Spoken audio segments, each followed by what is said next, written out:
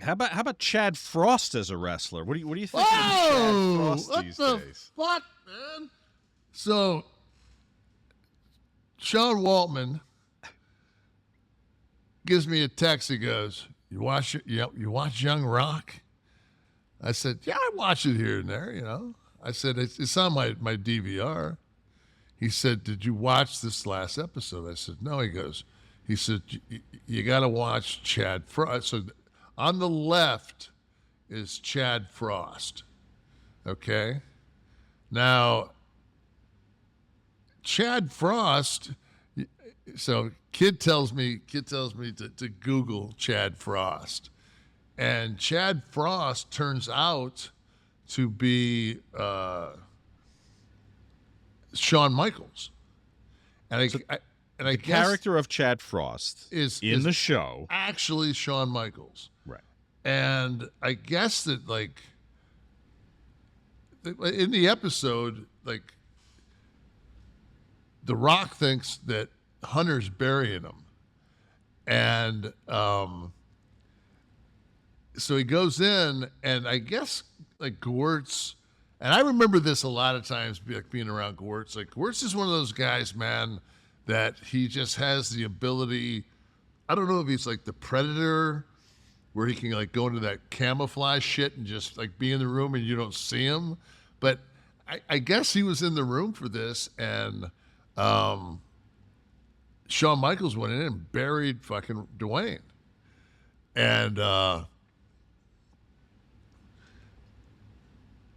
so The Rock went in and goes, "Hey, I know, you know, that," and he was like, "No, that's not who did it at all." And it was Shawn. And Shawn at the time was hurt. And the thing is so kids talking to me about this, like, how do you not know this? And I'm like, it was 1999. Like, I wasn't there.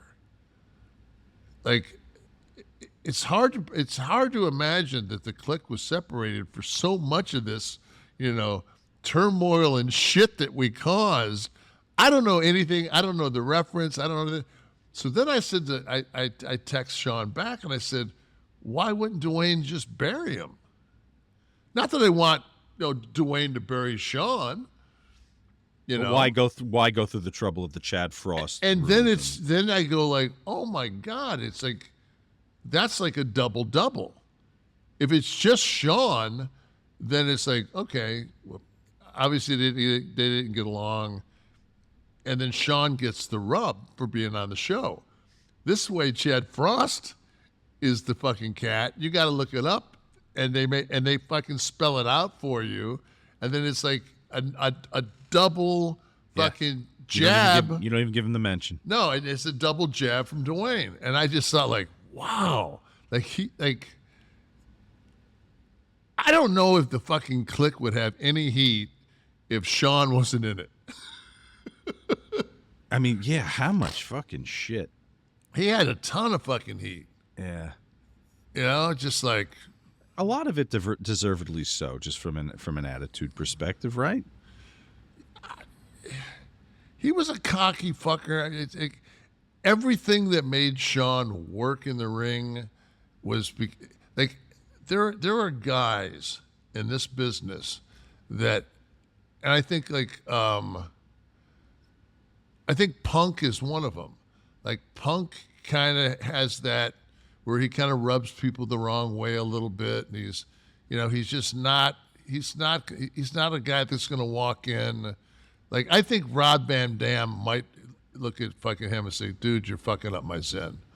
Right. You know. So, but that same quality that he has in real life makes him fucking like so great of a character that you can invest emotion into. You know, yeah, your best workers, their actual personality should creep out somewhere. And if you're talking about professional wrestling, you know, you gotta be a pretty special cat to have your personality be that engaging on television for so long. So yes, the things that made Sean a shitty person made him a great heel. But you know what the thing is like, he was only shitty to those people That weren't him. Yeah, but I mean, I never really had any. There was a couple little things like when I told him just to fuck with him that I wasn't putting Brett over and he wasn't seeing the belt at WrestleMania. Jesus, if he'd had a fucking butcher knife, he'd have killed me. But it was, like he wanted what he wanted, and it's just like, I'm doing a project with one of your friends, and he told a story about being in the car with Sean, and Sean was getting frustrated that you guys were getting ready to leave. And do you remember what Sean said? Them motherfuckers have got to go up against me. When they leave, they're going up against me. I think there's a podcast that a good friend of mine does, Eric Bischoff, that's very one of my favorite podcasts. And I'm pretty sure that 83 weeks we went against him, and he did pretty well. I love that when all arguments fail, when your friends are leaving, you go, well, going up against me, so, And you know what? In his defense, though, like he fucking put me over WrestleMania. He number one, he got me hired. Number two, he put me in tags as soon as he realized I could work a little bit. He put me in tags. He gave me spots with him and Scott. Like they brought me in, and then when he stepped down and I worked with Scott, and I moved up the ladder. Then I had my Royal Rumble in Providence. And that fucking Nash kid looks pretty damn good there, fucking clean, fucking 320. But I mean, Sean did all this for me, and now it's his turn finally to become the champion. And two of his best friends are like, "Sorry, dude, you're gonna have to find somebody else to work with. We're fucking taking the cash." I mean, I can see his point. I don't have a problem with that. oh, I don't have a problem with him being upset, but the reasoning was funny. Like, you're going to be going up against me. And that I was so. I mean, and I was talking to Steve, and we were both like saying like that was such a highlight to do the day with Bert, and then go back to the hotel bar, and that fucking those elevator doors opened up, and Bert walked out. And I was just like, oh fuck, man, I'm gonna get to fucking have guy time with somebody that was on fire. Yeah. Like there's not, because we've been going back and forth. Steve and I have been going back and forth with the Elvis thing. And I sent him this. What with that? Was singing to each other? What do you? No, just like different clips. And I sent him this one with it's really it's to a modern song, but it's him and Ann Margaret dancing. And he sent me one. We go back and forth, and I said, the only thing is, man, I said, fucking unbelievable run. I said, but dude, I said, I've outlived this cat by 21 years. And it's the one when she's in red in the movie. But There. yeah, that one up on the corner, that one right there. We can't get that to the movement one of that. You should see Elvis. I mean, we both just think that Elvis is the coolest. Have you been in my house? You haven't been in my house yet. I have Not in. We talk in the driveway. Yeah, you'll get there. Don't worry. Scott didn't, so I don't deserve to. Don't worry. The cops didn't get in either. But they couldn't get over your ball. I've got a Penley painting of Elvis in my house, like probably that era of Elvis that I mean, I'm a huge Presley, and I said to him,